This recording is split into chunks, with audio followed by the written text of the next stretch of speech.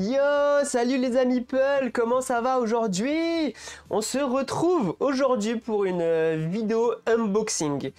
J'ai reçu hier matin. De toute façon, il n'y a pas de surprise, hein, vous allez le voir dans le commentaire de la vidéo YouTube, dans le titre, pardon. Je vous mets tout de suite la bonne caméra pour partir là-dessus. Et voilà, alors ça vient de chez moi. Bon.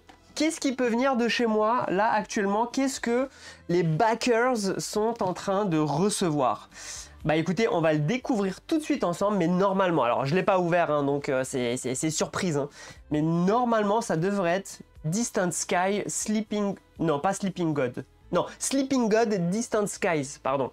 J'inverse tout, ça fait longtemps que j'ai pas fait d'unboxing, il fait 40 degrés dehors actuellement vers chez moi, c'est pour ça que je suis en petite chemise, tout ça, mais voilà, je suis excité de voir vraiment ce qu'on a, tout simplement reçu, hein. Donc ça vient de Pologne, donc Green Logistic Polska, d'habitude c'est le Kid Duck Game, donc normalement sans surprise je devrais être sur un Sleeping God. Alors Sleeping God, qu'est-ce que c'est? Sleeping God, c'est un jeu d'aventure, d'exploration avec du combat, il y a de l'équipement, il y a du stuffing, il y a du gestion d'équipage entre guillemets. J'avais déjà fait des vidéos de Sleeping God premier du nom, dans un univers un peu avec des sortes de monstres, de dinosaures et tout. J'avais fait l'unboxing, j'avais fait la vidéo partie, je l'avais revendu parce qu'il y avait, comme vous le savez, je joue beaucoup en solo, et le mode solo, fallait jouer tous les personnages, je sais plus il y en avait combien, il y en avait 8 ou 10 personnages à gérer, je me souviens plus. C'était trop. Mais cette version-là, elle est pas simplifiée, mais on dirige que 5 personnages. Bon, c'est quand même beaucoup. Mais voilà, ça... Alors, attendez. Je vais d'abord... Oh, la boîte était à l'envers. Hop. Et c'est bien Sleeping God, Distant Skies. Donc, ok, le titre de la vidéo est bon. Non, parce que vous le savez très bien, hein, je suis un... certains m'appellent le backer compulsif. Hein, et effectivement, je l'avoue. Je l'avoue. Attendez, je vous le mets juste bien comme ça pour bien le voir. C'est vrai que je back beaucoup de jeux, donc je sais même pas ce que je reçois. Généralement, vous recevez une petite notif en vous disant bon, bah attention, le jeu arrive très bientôt. Mais ça m'est arrivé de recevoir des Kickstarter, je sais même pas ce que je recevais. Donc bon. Donc Sleeping God, il est là. On va se l'unboxer tout de suite. Donc c'est la version française. Donc je suis pas le premier à faire un unboxing sur le jeu parce que le jeu il est sorti déjà en anglais depuis un petit moment comme d'habitude. Mais moi je suis sur la version VF bien sûr parce que je peux jouer en anglais, il n'y a aucun problème. Mais pas sur les jeux narratifs. Non, non. Quand il y a des livrets de règles épais comme ça, enfin de règles d'aventure, ouais, la flemme. Franchement flemme. Donc voilà. Qu'est-ce que ça nous dit derrière? 1937, votre avion a été envoyé dans un monde étrange. Parviendrez-vous à survivre et à rentrer à San Francisco? Désolé, je tousse, j'ai un truc dans la gorge. Désolé. Eh bah écoutez, on va se l'ouvrir. C'est un jeu pour donc du coup qui nous dit ici un 1 à 4 joueurs pour 14 ans et plus et pour une durée de 1 à 15 heures. Donc bon, on verra la campagne. Combien de temps va durer? Je pense qu'avec moi ça dure un peu plus longtemps que 15 heures parce que j'aime bien explorer, j'aime bien prendre mon temps dans les aventures pour ne rien louper. Donc bon, c'est parti. Un petit coup de cutter sur la boîte et là, ah oui, il coupe la boîte. Non, vous inquiétez pas, je suis un expert du cutter. Alors, hop. En tout cas, la boîte, elle est arrivée bien protégée, pas de souci. Les cartons de Lucky Duck Game, ils sont solides. Donc vraiment, jamais eu de souci avec Lucky Duck Game. Hop, mais qu'est-ce qu'elle est belle cette boîte, mais qu'est-ce qu'il est beau ce tapis de jeu aussi également. Tout est beau, tout est magnifique. Il y a un petit côté relief, je sais pas si ça se voit là, peut-être voilà. Il y a un petit effet 3D, une petite texture bien sympathique. Alors, oh purée pour l'eau. Par contre, la boîte est lourde, ça je vous le cache pas. Et tadam, qu'est-ce qu'on a là-dedans? Je mets ça ici. Pourquoi il y a des petites cartes ici? Aventure, combat. Alors c'est peut-être des cartes qui ont été corrigées. qui sait. Je sais pas si j'ai le zoom de privé. Alors attendez, mon zoom est mal placé. Ouais, bon, mon zoom est mal placé, c'est pas trop grave. Hop. Je sais pas si c'était des cartes exclusives au Kickstarter, je n'en sais rien. Peut-être que c'était des défauts, corriger des fautes ou voilà, un ajustement peut-être. Bon, on verra ça plus tard, je vire tout ça. Ici, j'imagine que vu l'épaisseur du livre, c'est le livret d'aventure, exactement. Bon, c'est comme tous ces jeux, hein. Vous allez sur telle case, vous allez chapitre 16.2, qui ensuite vous envoie vers le chapitre 14.26b, alinéa 12. Voilà. C'est... voilà. Mais je constate, il y a quand même des... oh, des petits boss. Ouh, loulou, je ne regarde pas, on ne se spoil pas. Voilà, mais je vois aussi que voilà, il y a des petites... voilà, on découvre des petits villages, des petits trucs à faire. On va pas plus loin dans le livret de scénario, on le découvrira lors d'une vidéo dédiée à ça. Ici, les hauts faits, ok. Donc dans Sleeping God, hein, quand vous, bah, là, vous faites des actions, vous partez à l'aventure, vous allez retrouver, je sais pas s'il y a, oui, voilà, il y a toujours le système de totem juste là. Donc voilà, rien de bien nouveau, je pense, par rapport à la version 1. Qu'est-ce que c'est que ça? Un autre, ah bah voilà, la map monde. Alors dans le Sleeping God, premier du nom, on était sur de l'exploration avec un bateau. Donc on naviguait à travers les océans et on se faisait défoncer par des monstres géants. Voilà, j'ai fait une rime, je suis ravi. Mais là, on est à bord d'un avion. Voilà.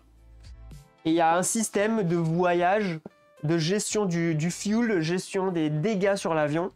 Et si j'ai bien compris, une plus grande liberté de mouvement. C'est-à-dire qu'à un moment, vous prenez l'avion, vous êtes sur cette page, vous dépensez tant de fuel et vous pouvez aller sur la dernière page du jeu. Aucun problème, ça passe. Voilà. Nous verrons tout ça plus tard. Qu'est-ce que c'est que ceci? Je n'en sais rien du tout. Une map, une carte. Bon. Surprise. Alors, c'est bizarre parce que... j'ai l'impression que c'est un autocollant, j'ai l'impression que ça se décolle, il faut le coller dans le livret. Mais a priori, non, pas du tout. C'est même pas la taille du truc. Donc non, ne m'écoutez pas, je dis des bêtises. Le livret de règles, j'imagine, ou pas. Qu'est-ce que c'est? Ah non.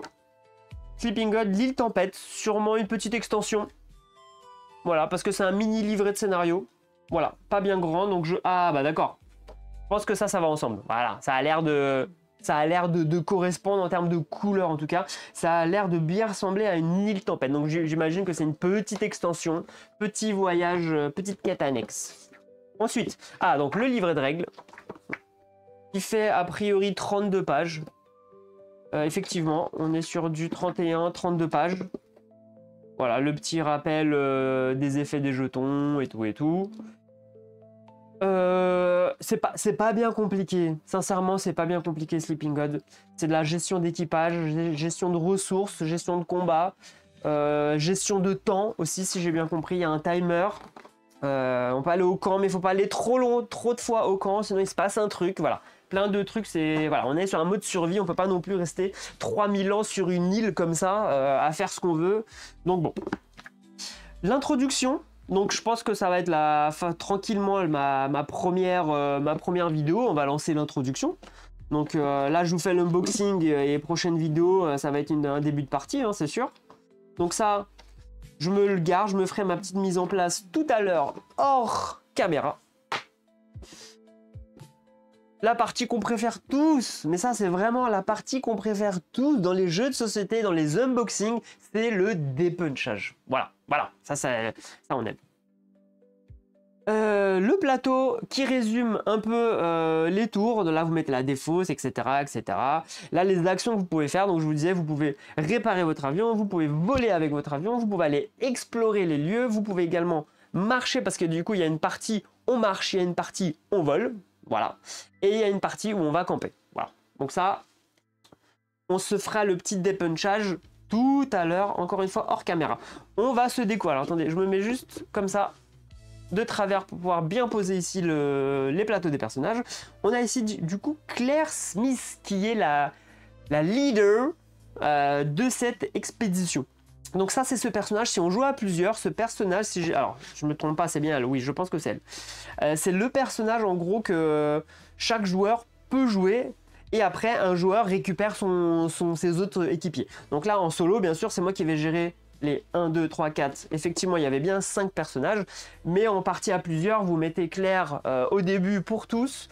Et après, si on joue à 2, bah, chacun prend 2 personnages. Mais bon, en gros, on en gère 5. Donc moi, je vais en gérer 5 en tout cas. Donc on a Claire Smith qui vient de Seattle. Nous avons Ed Lowe qui vient de Honolulu. Hop, on bouge ça ici. Nous avons Ezarius Nell qui vient de Lucra. Nous avons Jesse Wilder qui vient de San Francisco, les gars. On a Miguel Castillo qui vient de la Havane. Voilà. Voilà. Ici, c'est la gestion de l'avion. D'accord, je sais pas ce que ça veut dire ça, il me semble que c'est peut-être le coût de l'essence, si on veut se déplacer en gros. Ouais, je sais pas, c'est une question de déplacement, Non, c'est les pages, je pense que c'est les pages. Je pense que c'est les pages de livre, oui, vous allez à page 14, vous allez ici, page 16, vous allez ici, je crois que c'est ça. Et en gros, vous placez votre avion et il va voler et vous allez changer de page, comme ça vous allez faire des allers-retours pour aller réussir vos quêtes. Donc là, on a notre avion qui est juste ici. Donc il y a une gestion de dégâts. Donc voilà, il faut pas qu'il pète, hein, faut pas qu'on se crache, hein, c'est pas le but. Hein. Et on a une gestion du kérosène. Bon, à voir comment ça se gère. Je peux pas vous en dire plus, je n'en sais pas pour le moment.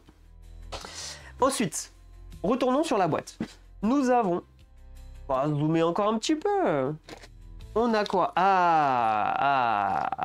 Ça, là, j'aime bien les petits jetons comme ça en métal, j'adore. Je veux juste savoir ce que c'est. Alors désolé, vous savez ma passion pour les jetons en métal. Voilà, c'est quelque chose. C'est les jetons d'énergie. Et voilà, donc mes petits jetons d'énergie, ils sont en métal. Voilà, petit métal brossé comme ça. Effet laiton, effet vieilli. Voilà, on aime ou on n'aime pas, mais moi j'adore. Tant que c'est du métal, je m'en fiche, j'adore. Bon, je vais les remettre dans leur petite pochette. Hop, hop, hop, hop, hop, hop. Ça c'est good. Ici les jetons, bon bah voilà, hein, les points de vie, hein, enfin les blessures. Nous avons des dés, nous avons des petits socles pour porter nos personnages. A priori une petite boîte vide. Hop, pour mettre les quêtes terminées, hein, c'est marqué dessus, donc sans surprise. Et nous avons ici nos chers explorateurs. Hop, on va regarder ça de plus près. Nous avons une montre, enfin une montre à gousset, voilà, pour être plus précis. Et nous avons ici un peu tous nos personnages. Alors, je ne sais pas pourquoi il y a des figurines personnages, je sais pas trop. Alors je sais qu'ils vont sur la map, mais dans les vidéos que je voyais, généralement on dirigeait juste Claire. Le personnage de Claire. Donc là, bon, à voir. En tout cas, on a de tout et on a notre cher avion. Alors lui, ils ont quand même fait l'effort. Ils ont fait l'effort de le peindre. Voilà, ils ont rajouté 2 lignes rouges, ils l'ont colorié en rouge. Moi, je ferai aussi l'effort de peindre mes figurines. N'ayez aucun doute là-dessus. Je pense que c'est ce que je ferai assez rapidement parce que vu que je vais commencer le jeu, j'aimerais bien commencer le jeu avec des figurines peintes. Voilà. C'est limite si je coupe ma vidéo et je mets déjà une bonne petite sous-couche là-dessus et pour pouvoir commencer. Qu'est-ce que j'ai ici? On dirait une montagne. Voilà. Petite montagne avec un petit trou, je sais pas ce que c'est. Bon, moi. Ah, mais bien sûr, regardez la magie. Regardez ce qui va se passer. Il va se passer là, les gars, il va se passer un truc de ouf. Il va se passer un truc de ouf. Il va se passer quelque chose en 3D, en 3 dimensions.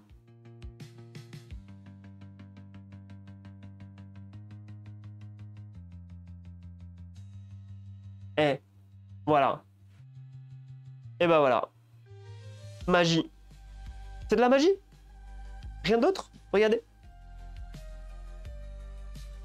On a notre petit avion. Alors, attendez, parce qu'il va aller forcément sur mon visage. Voilà.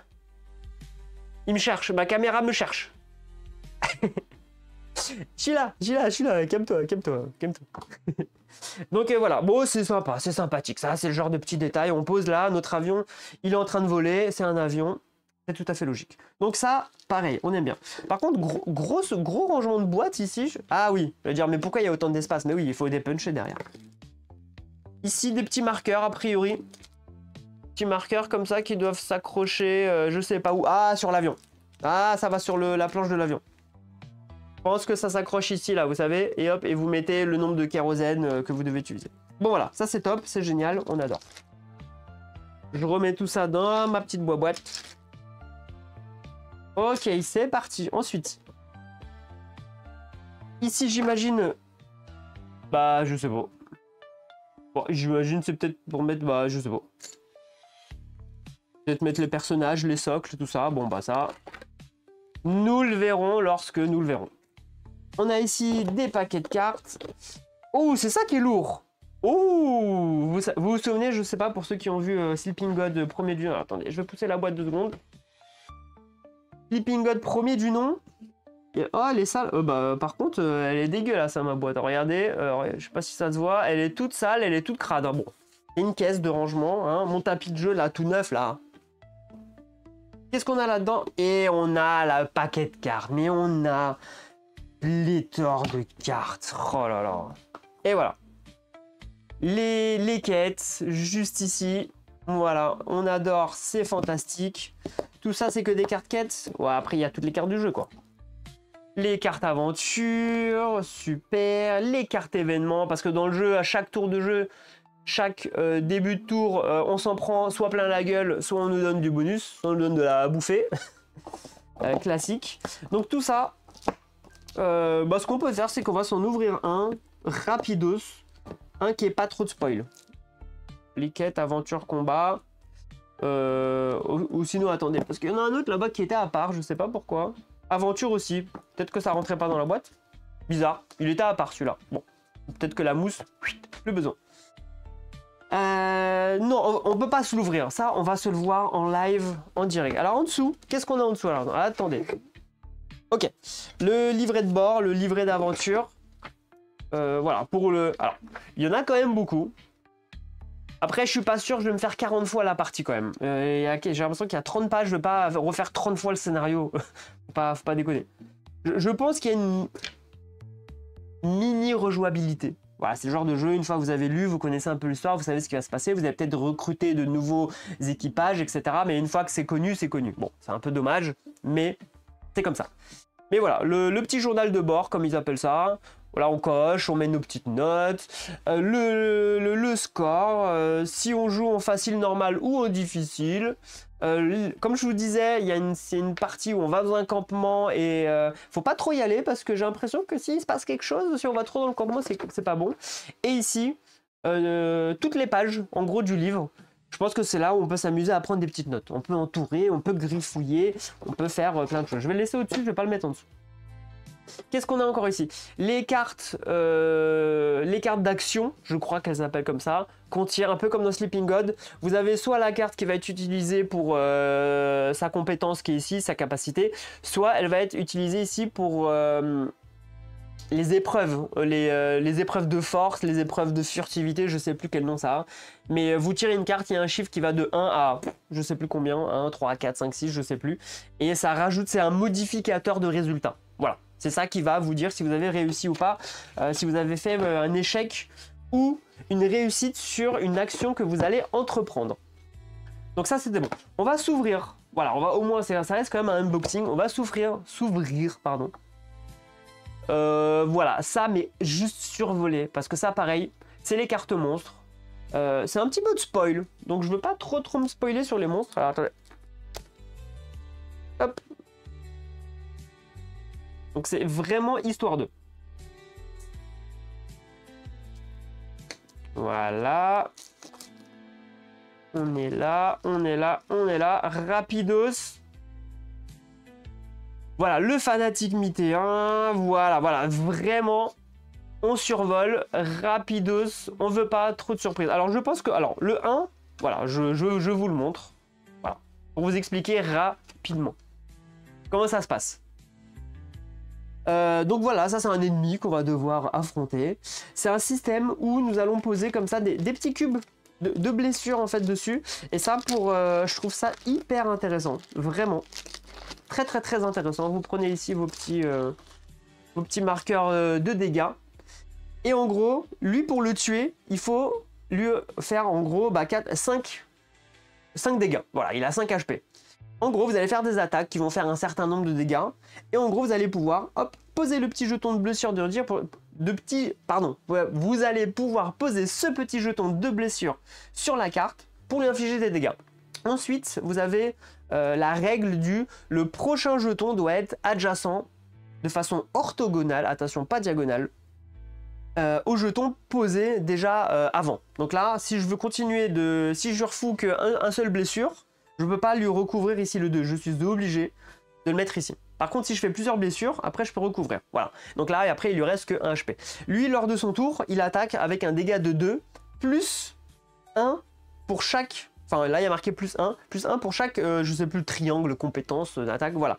Donc là, il va faire en gros 2 plus 1, il va me faire 3 de dégâts. Par contre, si je décide de ne pas le tuer tout de suite et de commencer par lui redire le nombre de dégâts, là, il va me faire que 2 dégâts.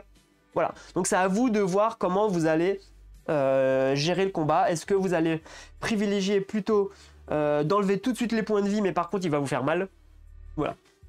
Quand il y a plusieurs ennemis qui vous attaquent, là, par exemple, je me fais attaquer, vous mettez ici les 2 et vous pouvez après continuer sur la carte d'à côté, il n'y a aucun problème.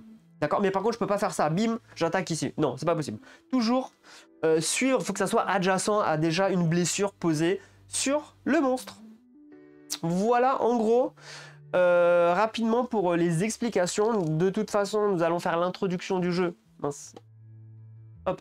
Nous ferons l'introduction du jeu ensemble qui, je pense, va nous expliquer un petit peu les concepts voilà, de base. Après, j'imagine que on va découvrir un peu plus tard d'autres façons de jouer. Ils vont peut-être de nouvelles règles qui vont s'ajouter, je ne sais pas. Il me semble que c'était comme ça dans Sleeping God, je me souviens plus. Je n'étais pas parti jusqu'au bout de l'aventure, mais voilà, en tout cas, j'étais quand même très pressé de le recevoir. J'avais envie de partir à l'aventure comme ça sur un petit jeu à 15-20 heures. Allez, on va essayer. Allez, on va essayer. Voilà, on va quand même essayer. Et donc voilà, j'ai hâte. Bon, en tout cas, j'espère que ce petit unboxing vous aura plu. Je ferai rapidement, donc comme je vous ai dit, une vidéo sur le jeu. Donc peut-être là, dans les jours qui suivent, dans l'heure qui suit, je ne sais pas, je vais voir comment je me débrouille. Mais en tout cas, merci d'avoir regardé la vidéo. N'hésitez pas à lâcher un petit pouce, un petit commentaire, ça fait toujours plaisir. Et je vous dis à très bientôt, mes chers amis Peul, pour une vidéo sur Sleeping Gods. Ok? Merci bien. À ciao, bye bye, ciao.